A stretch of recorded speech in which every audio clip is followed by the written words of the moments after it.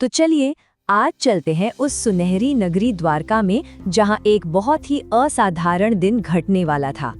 ये कहानी है उस दिन की जब 3 बहुत बड़ी, बहुत काबिल हस्तियों को विनम्रता का एक सबक मिलने वाला था। देखिए, होता क्या है ना कि जब महानता आती है तो कभी कभी उसके साथ साथ अभिमान भी चुपके से चला आता है। तो देखते हैं कि ये सब हुआ कैसे। तो कहानी के इस पहले हिस्से में हम मिलते हैं उन 3 शक्तिशाली किरदारों से जिनके दिलों में धीरे धीरे अहंकार घर कर रहा था। अच्छा, अब ये समझना बड़ा जरूरी है कि इनका घमंड आखिर था किस बात का। तो सबसे पहले भगवान गरुड़, उनको अपनी रफ्तार पर नाज था। वो सोचने लगे, भाई तीनों लोकों में मुझसे तेज भला कौन हो सकता है। फिर थे सुदर्शन चक्र, भगवान कृष्ण का वो अचूक अस्त्र, उसे अपनी ताकत पर गुमान था, मेरी शक्ति के सामने टिक कौन पाएगा। और आखिर में महारानी सत्यभामा, उन्हें लगता था कि वो कृष्ण को सबसे ज्यादा प्यारी हैं। तो इन तीनों के मन में ये जो सब चल रहा था ना, कृष्ण सब देख रहे थे और वो बस मुस्कुरा दिए। जानते हैं, उनकी उस मुस्कान में ही सारा जवाब छिपा था। उन्होंने तय कर लिया कि इस अहंकार का जवाब किसी शक्ति से नहीं बल्कि भक्ति से दिया जाएगा। और बस उन्होंने याद किया अपने सबसे बड़े भक्त को, हनुमान जी को। और बस यहीं से कहानी का दूसरा अध्याय शुरू होता है। कृष्ण की लीला अब हनुमान जी के आने के साथ आगे बढ़ने वाली थी। तो कृष्ण ने क्या किया? उन्होंने गरुड़ को ही हनुमान जी के पास एक संदेश देकर भेज दिया। संदेश बड़ा सीधा था, पवन कुमार, आपके प्रभु श्री राम आपको द्वारका बुला रहे हैं। अब देखिए, ये सिर्फ एक संदेश नहीं था, ये तो गरुड़ को सीधे विनम्रता के उस सागर से मिलाने की तैयारी थी जिसका नाम था हनुमान। अब जरा हनुमान जी का जवाब सुनिए, कितनी शांति और कितनी भक्ति है इसमें। उन्होंने कहा, गरुड़ देव आप चलिए, मैं बस अपने प्रभु का नाम जप पूरा करके फौरन आपके पीछे आता हूँ। देखा, प्रभु की आज्ञा तो सिर आंखों पर, लेकिन उससे भी पहले प्रभु का नाम, कितना अलग अंदाज है ना।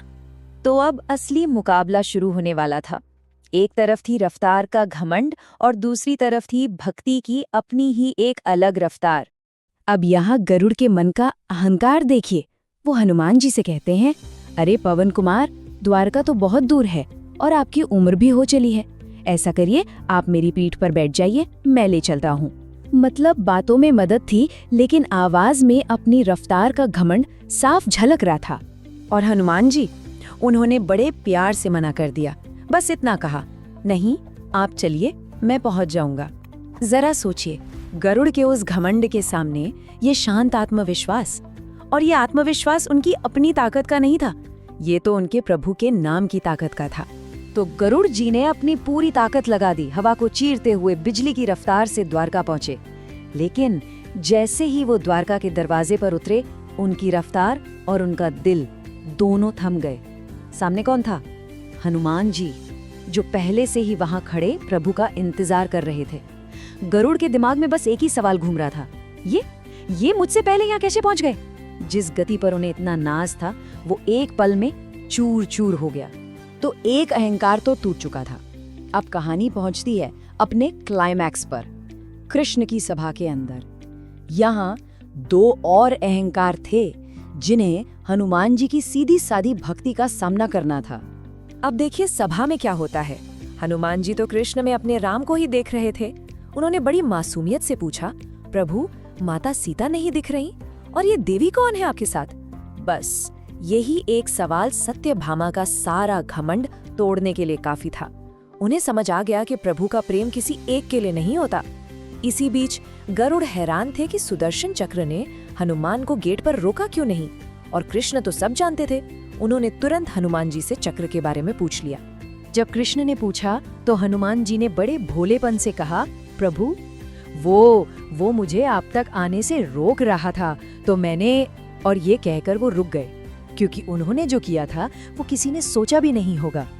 और फिर हनुमान जी ने अपना मुंह खोला। पूरी सभा की आंखें फटी की फटी रह गईं। ब्रह्मांड का सबसे ताकतवर हथियार सुदर्शन चक्र उनके मुंह के अंदर शांत पड़ा था। उन्होंने बस उसे उठाकर मुंह में रख लिया था ताकि वो उनके और उनके प्रभु के मिलने में रुकावट न बने।